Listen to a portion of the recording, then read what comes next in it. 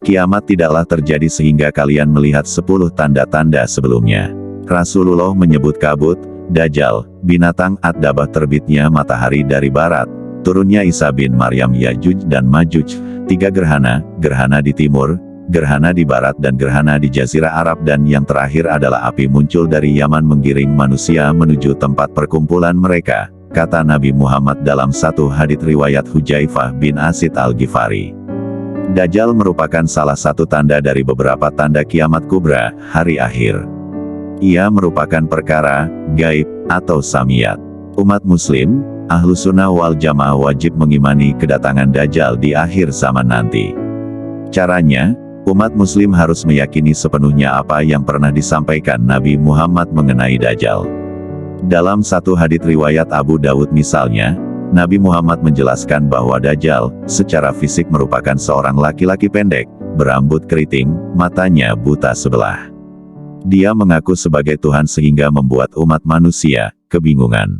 Namun, Nabi menegaskan bahwa Tuhan tidak buta sebelah, sebagaimana Dajjal. Suatu hari, Nabi Muhammad pernah menyampaikan pidato di hadapan para sahabatnya secara panjang mengenai Dajjal. Merujuk Hayatus Sahabah Syekh Muhammad Yusuf Al-Kandahlawi, 2019, Nabi Muhammad mengawali pidatonya dengan mengatakan bahwa setiap nabi yang diutus Allah pasti mengingatkan kaumnya terhadap Dajjal, termasuk dirinya sebagai nabi terakhir. Dajjal pasti akan muncul di tengah kalian, tegas Nabi. Kata Nabi, dirinya akan menjadi pelindung bagi setiap muslim manakala Dajjal muncul pada zamannya. Namun, jika Dajjal datang setelah Nabi wafat, maka setiap muslim menjadi pelindung atas dirinya sendiri. Dan Allah akan menggantikan Nabi untuk melindungi umatnya. Nabi kemudian menjelaskan perihal wilayah kemunculan Dajjal. Disebutkan bahwa Dajjal akan datang dari suatu wilayah yang sepi antara Syam, Suriah, kini, dan Irak. Lalu dia membuat keonaran di mana-mana, di seluruh penjuru dunia.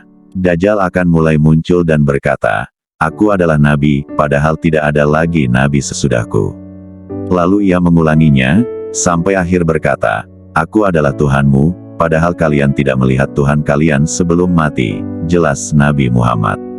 Selain ciri-ciri fisik di atas, Nabi juga mengungkapkan bahwa ciri Dajjal lainnya adalah ada kata kafir di antara kedua bola matanya. Semua orang yang beriman bisa membaca kata di jidat Dajjal tersebut. Oleh karena itu, Nabi memerintahkan umatnya yang menjumpai Dajjal agar meludahi wajahnya dan membacakan awal-awal surat Al-Kahfi. Dajjal dijelaskan Nabi Muhammad sebagai seorang yang sakti. Dia akan menguasai umat manusia. Ia bisa menghidupkan manusia setelah membunuhnya. Tapi, Nabi menegaskan bahwa Dajjal tidak bisa melakukan lebih daripada itu. Juga tidak bisa menguasai manusia lainnya. Cobaan Dajjal antara lain ia membawa surga dan neraka. Neraka Dajjal adalah surga, sedangkan surga Dajjal adalah neraka. Barang siapa diuji dengan neraka Dajjal, hendaklah ia memejamkan mata dan meminta pertolongan kepada Allah. Niscaya neraka itu menjadi dingin dan menyelamatkan, sebagaimana api menjadi dingin dan menyelamatkan Ibrahim, papar Nabi Muhammad. Nanti, Dajjal akan melewati sebuah desa di mana penduduknya mengimani dan mempercayainya. Dajjal kemudian berdoa untuk kesejahteraan mereka. Maka hujan pun turun, bumi menjadi subur, binatang mereka menjadi sangat gemuk, penuh dengan daging, dan deras air susunya. Kondisi berbeda dialami penduduk desa yang mengingkari dan tidak mengimani Dajjal. Dajjal mengutuknya hingga tidak ada satupun binatang mereka yang hidup. Hari-hari Dajjal adalah 40 hari. Satu hari seperti 1 tahun, 1 hari lagi seperti sebulan, 1 hari lagi seperti sepekan, sedangkan hari-hari berikutnya adalah seperti hari-hari biasa, sedangkan hari terakhir adalah hari seperti Fata Morgana. Pagi hari, seseorang berada di pintu Madinah dan sebelum di pintu yang lain, sore hari telah tiba, kata Nabi Muhammad.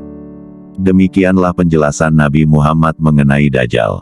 Selain menyampaikan ciri-ciri, wilayah kemunculannya, dan cobaan yang dibawa Dajjal, Nabi Muhammad juga mengingatkan agar umat muslim tetap memegang teguh keimanan dan keislamannya. Tidak mengikuti, apalagi meyakini apa yang disampaikan Dajjal. Karena sesungguhnya surganya Dajjal adalah nerakanya Allah dan nerakanya Dajjal adalah surganya Allah.